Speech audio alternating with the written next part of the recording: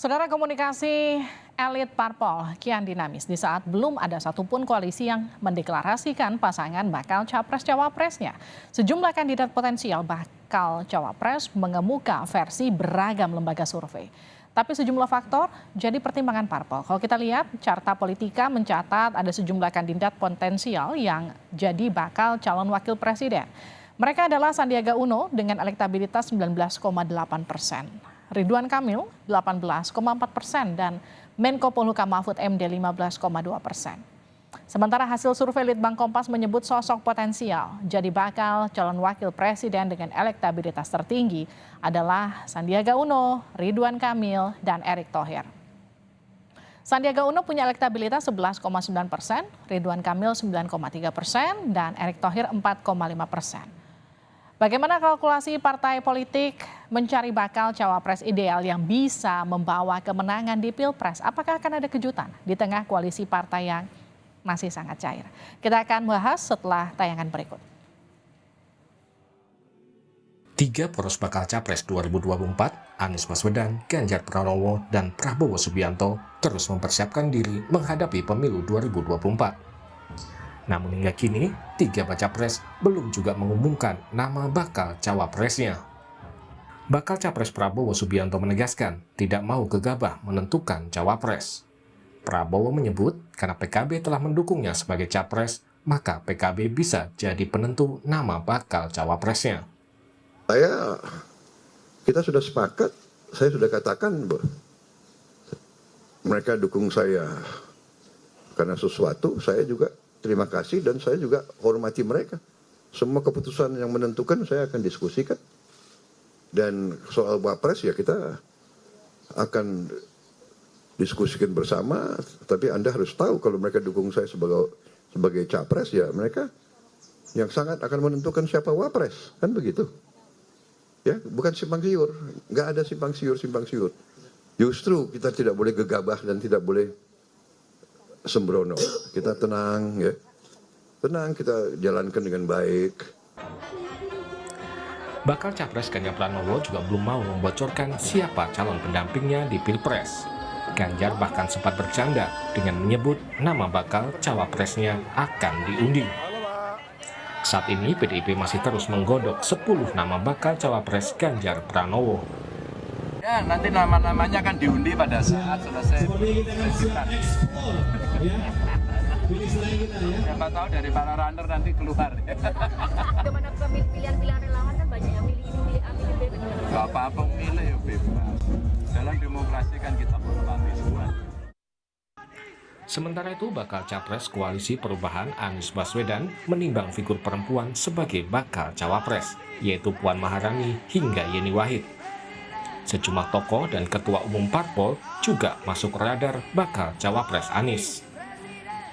Sangat dipertimbangkan adalah peluang untuk berhasil di dalam pertarungan politik nanti. Jadi kemungkinan calon wakil presiden perempuan yang menjadi pimpinan partai politik dan sebagainya menjadi sangat relevan.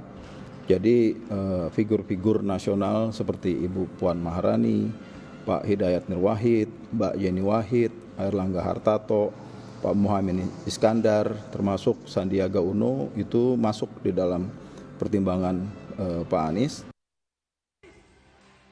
Terkait kapan waktu pengumuman bakal cawapres, pihak Anies sempat menyebut akan diumumkan pasca Anies pulang dari ibadah haji.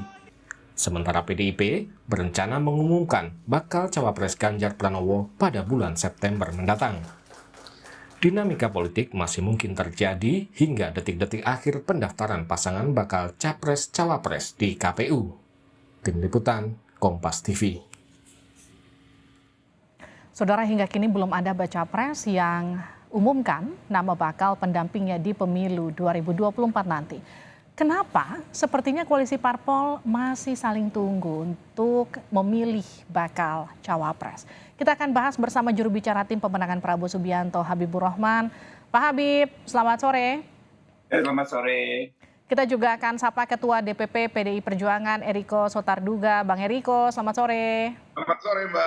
Assalamualaikum. Waalaikumsalam. Kita juga akan sapa pengamat politik yang juga Direktur Eksekutif Indo Strategik, Ahmad Hoirul Umam. Mas Umam, sehat Mas? Alhamdulillah, terima kasih Oke. Mbak Livi. Ya, saya ke Pak Habib dulu ya. Pak Habib, Pak Prabowo baru ketemu Caimin kemarin. Kata Pak Prabowo jangan gegabah atau sembrono. Jadi apa hitung-hitungannya sampai sekarang masih belum dapat cawapresnya? Ya, saya pikir kalau Partai Gerindra dan PKB kan sudah terikat pada satu kerjasama politik atau koalisi kebangkitan Indonesia Raya, ya, di mana penentuan capres dan cawapres akan disampaikan, akan dilakukan oleh Pak Prabowo dan Gus Muhaimin. Tentu, ya, ini kan membuat keputusan yang cukup penting, sangat penting. Kita seperti kata Pak Prabowo tidak boleh gegabah, tapi sebaliknya justru harus cermat, ya, harus teliti, harus diputus dengan tenang, ya, dan mempertimbangkan berbagai hal, berbagai dinamika, berbagai masukan dari masyarakat. Ya, pada saatnya tentu akan diputuskan. Jadi gini, soal yang seperti ini menurut kami awal-awalnya mungkin terkesan rumit, ya, tapi semakin dekat justru pasti akan semakin rileks dibuat putusan. Sebagaimana dulu juga terjadi di Pilpres 2014 maupun 2019.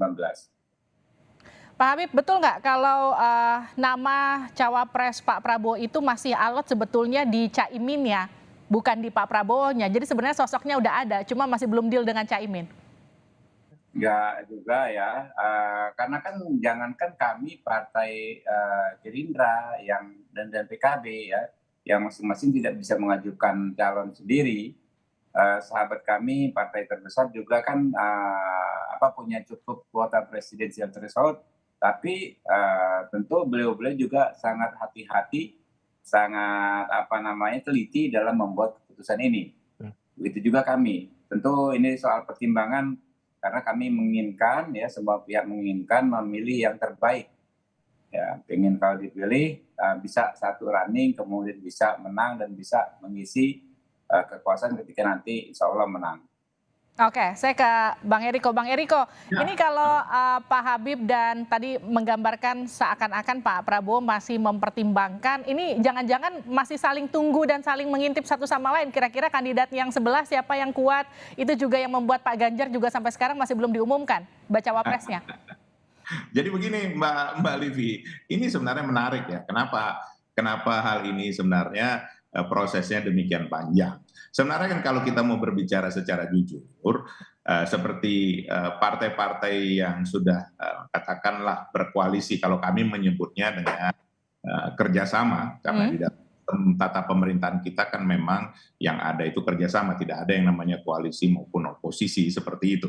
Nah, simpel saja sebenarnya Mbak Livi. Kenapa proses yang ini cukup panjang? Pertama, bahwa disadari sekarang masyarakat sudah memahami betul fungsi-fungsi dari kepartean dan memang menuntut adanya wakil dari setiap partai itu yang disebut kader untuk jadi calon lah, katakan calon presiden atau wakil presiden, dan ada bonusnya. Bonusnya apa? Bonusnya itu kuartal efek terhadap partai tersebut. Apakah kecil, ataukah sedang, ataukah besar, itu soal kedua. Ya. Yang kedua, ini memang kan bagi PDI Perjuangan tidak ada masalah karena kami bisa mencalonkan sendiri dan kami sudah bekerja sama dengan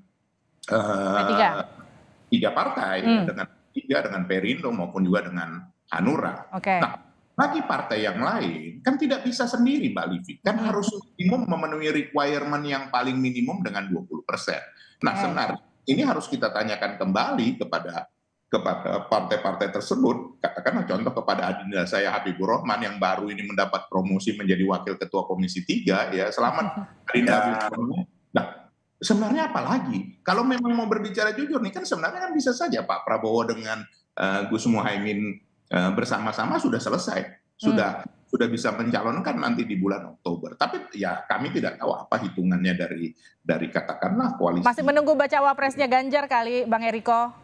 Nah, kalau soal kami, apa yang harus diburu Mbak?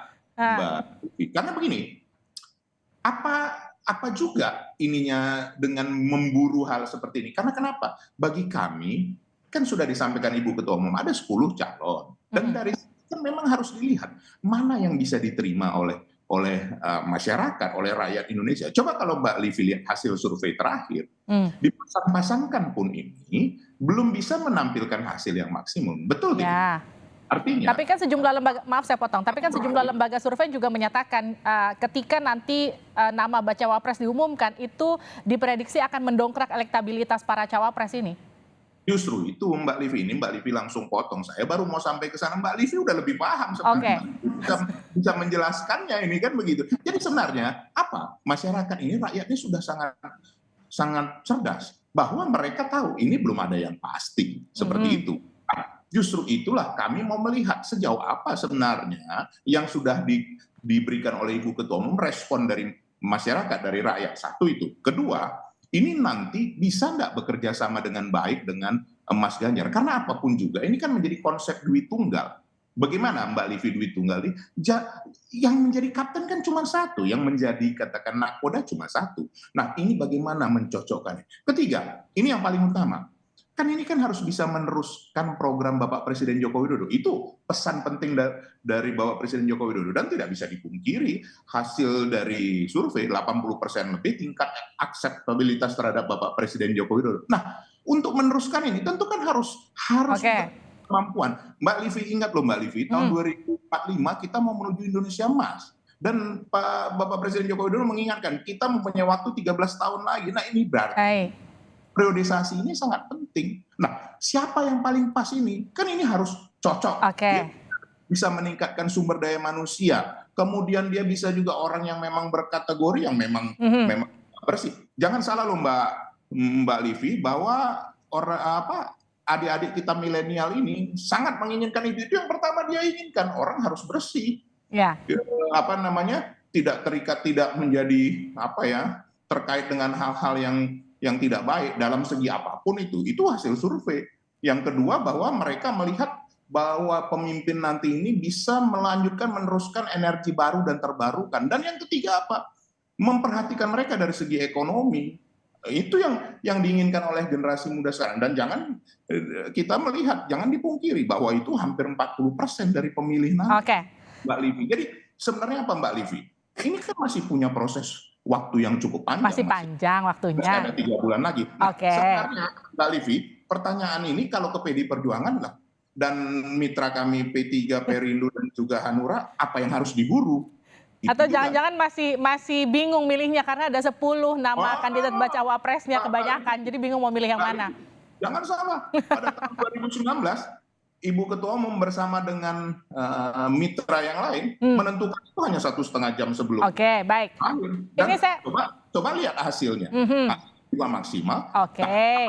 Apakah juga calonnya pasti dari yang misalnya katakan popularitasnya tinggi? Belum tentu. Baik. Ini saya mau lempar ke Mas Umam. Mas Umam, emang selain popularitas, elektabilitas, logistik, apalagi sih yang dihitung untuk nentuin bacawa pres yang ideal buat capresnya?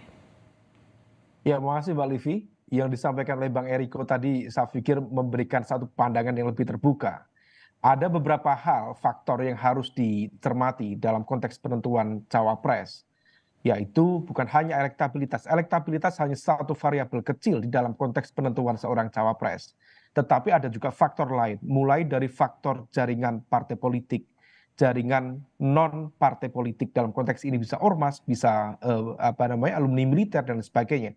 Kemudian kekuatan logistik, kemudian faktor ideologis, kemudian faktor yang terpenting, faktor kerentanan.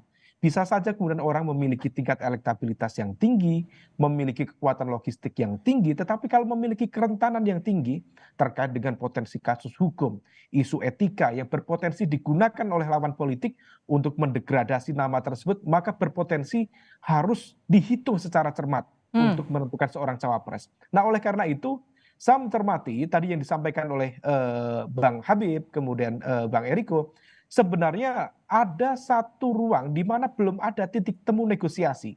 Jadi just a symbol of negotiation. Kalau misal kita cermati, di level PDIP sendiri memang betul tidak ada kerentanan terkait dengan konteks syarat presidential threshold, karena PDIP sudah memiliki hak veto 20%. Tetapi bagaimanapun juga, 20% juga PDIP harus atau memiliki keinginan untuk memastikan capres-cawapresnya kompetitif dan bisa memenangkan pemilu. Nah, di level ini harus dihitung secara cermat.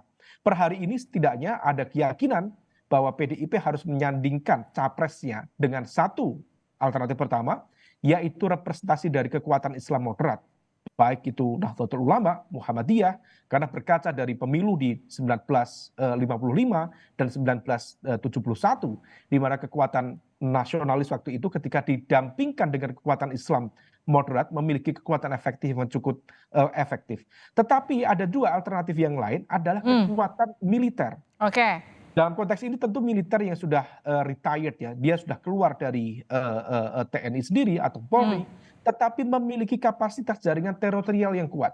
Nah, oleh karena itu saya menduga di PDIP sendiri sedang membaca secara serius apakah misalnya kalau misal posisi cawapres disematkan atau diberikan kesempatan pada kelompok representasi Islam moderat, dalam konteks ini adalah Nahdlatul Ulama, besar kemungkinan nanti ketua tim pemenangannya adalah representasi dari militer, atau sebaliknya kalau cawapres diberikan kepada kekuatan non sipil, dalam konteks ini adalah militer, maka besar kemungkinan ketua tim pemenangannya berasal dari kekuatan Islam moderat di Indonesia. Sementara di kubu Pak Prabowo ada situasi yang lebih dilematis. Tadi disampaikan oleh Mas Habib, tapi Mas Habib sepertinya mencoba untuk menjelaskan secara diplomatis. Tetapi menurut informasi spekulatif mengatakan bahwa proposal politik dari PKB itu sudah sangat clear. Caimin diajukan untuk menjadi cawapres Pak Prabowo. Dan Pak Prabowo sendiri sadar bahwa untuk memenangkan pemilu 2024 beliau harus bekerja sama dengan PKB. Karena ceruk pemenangannya adalah kekuatan basis pemilih di Jawa Timur salah satunya, dan juga Jawa Tengah. Dan jaringan santri sangat kuat di sana. Dan itu bisa dimasuki jaringan komunitas Nahdliyin itu melalui mesin politik PKB. Problemnya, sepertinya Pak Prabowo percaya dengan kekuatan mesin politik PKB, tetapi kurang percaya terhadap elektabilitas Caimin. Nah, negosiasi inilah yang kemudian sepertinya belum ketemu.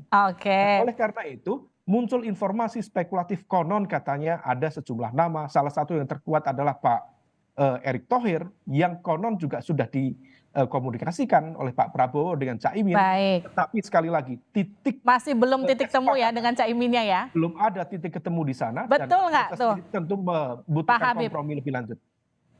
Ya, jadi Mas Umam sendiri kan nggak berani menyampaikan kepercayaan terhadap informasi yang beliau sebut sendiri spekulatif ya.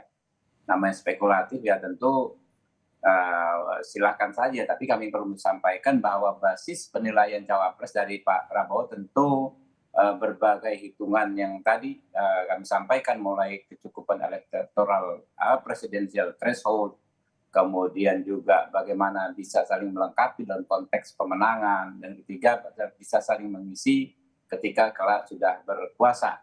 Jadi itu dihitung-hitung benar dengan cermat ya, dan jangan sampai ada miss sedikit saja sehingga bisa ya benar-benar nih kita kan mau menang. Kita sekedar mau maju formalitas mendapat kotel efek, bukan hanya itu. Kedua belah pihak, baik kami Partai Gerindra maupun Partai PKB dan maupun rekan-rekan PKB, kita punya tekad kali ini kita benar-benar harus menang gitu kan kalau berkontestasi.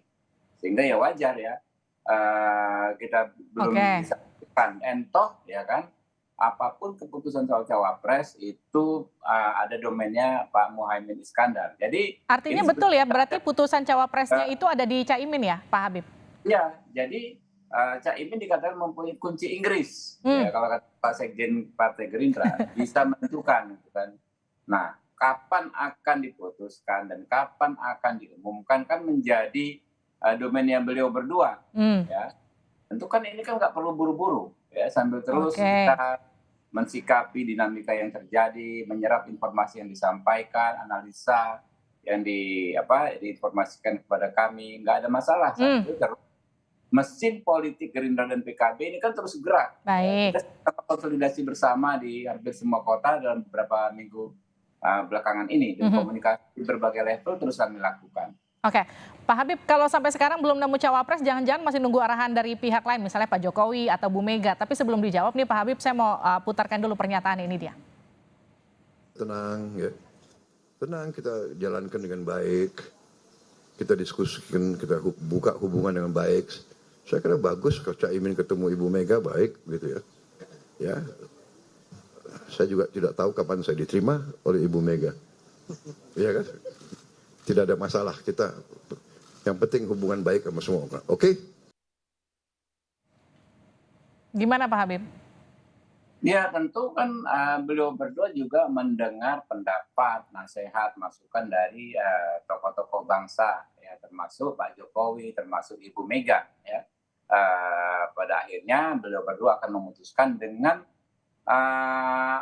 pertimbangan yang benar-benar matang. Jadi masukan itu bukan hanya dari grassroots, ya. Beliau berdua keliling ke berbagai wilayah Indonesia, ya, ke berbagai tempat, ya, tapi juga dari sahabat-sahabat beliau berdua, dari bestinya, dari Pak Joko Widodo, dari Ibu Mega. Jadi benar-benar keren deh kalau benar-benar sudah diputuskan nanti.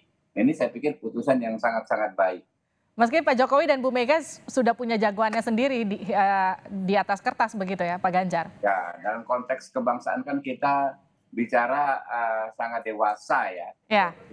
Dalam konteks mungkin pilihan berbeda, tetapi dalam konteks kebangsaan kita tetap sama. Baik. Ini kan pemilu aja kita seolah-olah di pertentangan, tapi setelah pemilu pasti udah cair lagi lah suasananya. Oke, Bang Eriko, jadi kapan pertemuan Bu Mega sama Pak Prabowo nih? Pak Prabowo tadi bilang sudah menunggu jadwalnya, kapan rencananya? Ya, begini, ini kan sekarang kan sebenarnya pertemuan ini hanya soal waktu saja. Kalau menurut saya, sekarang juga posisi Ibu Ketua Umum kami sedang tidak di Jakarta. Jadi memang ini kan nanti proses komunikasi berikutnya ya kita jujur saja seperti dengan Adinda Habibur Rahman, dengan juga dengan PKB di fraksi juga kita sangat hangat. Jadi komunikasi ini juga akan berjalan dengan sangat baik dan juga nanti tentunya kan pasti ada komunikasi juga dengan Mbak Puan di mana Ibu Umum menugaskan Mbak Puan untuk bisa melakukan komunikasi, melakukan juga hubungan saling bertukar informasi dan juga nanti mempersiapkan untuk pertemuan dengan Ibu Ketua Umum. Dan ini bukan satu hal yang katakan yang baru. Dan dalam hal ini saya baru kali ini saya sependapat betul dengan adinda saya Hoirul Umam. Ya. Pas sekali memang tadi yang disampaikan dengan beliau dan kami sepakat dengan Bung Habibur Rahman dengan Gerindra bahwa apapun ini nanti, katakan kalaupun sampai andainya ujungnya kita tidak bisa bersama-sama, bahwa kita tetap berkompetisi dengan baik. Artinya kita tidak kan lagi seperti pada tahun 2019 ya, artinya begitu memberikan suatu hal yang tidak memberikan kondusivitas bagi masyarakat kita. Nah, eranya ini sudah berbeda. Nanti biarlah ini proses ini berjalan lebih lanjut lagi dan kita lihatlah kapan waktunya nanti yang paling tepat antara pertemuan antara Ibu Mega dengan Gus Ami bersama juga Ibu Mega dengan Pak Prabowo. Ya kita tunggulah nanti. Saya juga sangat bersyukur Mbak Livi nanti menikmati nasi goreng yang enak betul itu kalau saya. Buatan Bu Mega ya. Kalau Pak Prabowo yang minta sama Gus Ami pasti diberikan. Kalau saya yang minta repot lah. Jadi nanti ada politik nasi goreng babak kedua atau babak kesekian. Apapun itu ya. Kita nggak tahu juga kan nanti tahu-tahu nanti bersama juga dengan Pak Prabowo di Hambalang kan begitu kan. Tapi janganlah Bro Habibur Rahman kami diajak naik kuda ya Adinda Hoirul Umam ya kan. Ya artinya ya inilah namanya kalau yang naik kuda ya nanti Mbak Puan lah dengan kami kan seperti itu ya. Itu barangkali yang bisa saya Oke. Saya ke Mas Umam. Mas Umam ini indah ya rasanya kalau melihat kompetisi di jelang Pilpres ini masih sebegitu kondusifnya kayak begini. Ini arti pertemuan Pak Prabowo sama Bu Mega memang nanti akan terlihat akan seperti apa, Mas Umam? Iya, sebenarnya di satu sisi ini menunjukkan satu pola komunikasi yang cukup kondusif. Tetapi di saat yang sama, Mbak, kekondusifan ini sebenarnya merepresentasikan ketidakjelasan peta kekuatan. Karena bagaimanapun juga masing-masing kekuatan sekarang memiliki titik keseimbangannya. Nah, oleh karena itu tidak ada yang memiliki kekuatan veto yang bisa mengontrol, bisa mendesak, atau bisa mengendalikan kekuatan lain. Sehingga kemudian masing-masing mencoba untuk mencari ritme yang tepat. Nah, sama terkait dengan ketika kemudian kemarin Pak Prabowo mengunjungi Caimin, sebenarnya bukan semata-mata Caimin pulang dari haji dari Tanah Suci. Tetapi bisa juga kemudian kunjungan itu adalah sebuah respon cepat dari Gerindra untuk menahan manuver PKB. Karena yang belakangan ini sudah mulai bermain mata dengan Bang Eriko dan teman-teman dengan untuk membuka ruang komunikasi dan lain sebagainya. Oke. Karena bagaimanapun juga proposal yang sudah diajukan sekian lama kemudian digantung oleh Pak Prabowo, saya pikir itu berpotensi untuk memunculkan evaluasi serius dari PKB terhadap Gerindra. Baik, Mas Umam, jadi untung rugi umumkan cawapres sekarang itu apa? Untuk ruginya, kalau misal kita mencermati dari basis timeline, proses kampanye yang hanya sekitar 35 hari, saya pikir 75 hari, saya pikir itu waktu yang sangat pendek. Noted bahwa tidak ada incumbent, maka besar kemungkinan masing-masing komposisi capres-cawapres harus mulai dari start yang sama dan itu sangat pendek. Kalau bisa dilakukan sekarang, maka kemudian proses sosialisasi termasuk untuk memberikan ruang terbuka, memberikan ruang serangan, termasuk ruang mitigasi untuk melakukan respon balik itu akan jauh lebih signifikan. Tetapi kalau misal kemudian di akhir, misalnya di momentum penetapan capres-cawapres oleh KPU, tepatnya pada tanggal 25 November, maka praktis masyarakat tidak memiliki basis pilihan yang kuat. Baik. Ingat Mbak Livi, pelajaran terpenting dari berbagai sejarah, termasuk juga konteks pilpres di berbagai negara, ketika terjadi stagnasi elektabilitas, kemudian sudah tidak ada strategi lain, basis logistik juga semakin terbatas, maka berbagai cara akan dilakukan. Di level itulah kemudian potensi eksploitasi politik identitas, hal-hal terkait dengan hoax, fake news, hate speech akan kembali dioptimalkan untuk membalik situasi. Nah, hal inilah yang kemudian kita perlu hindari. Karena itu, semakin cepat deklarasi semakin akan baik semakin ya sehat untuk demokrasi kita. Terima kasih Mas Umam, terima kasih Pak Habib, terima kasih Bang Eriko telah bergabung bersama kami di Sapa Indonesia Malam. Terima kasih atas waktunya.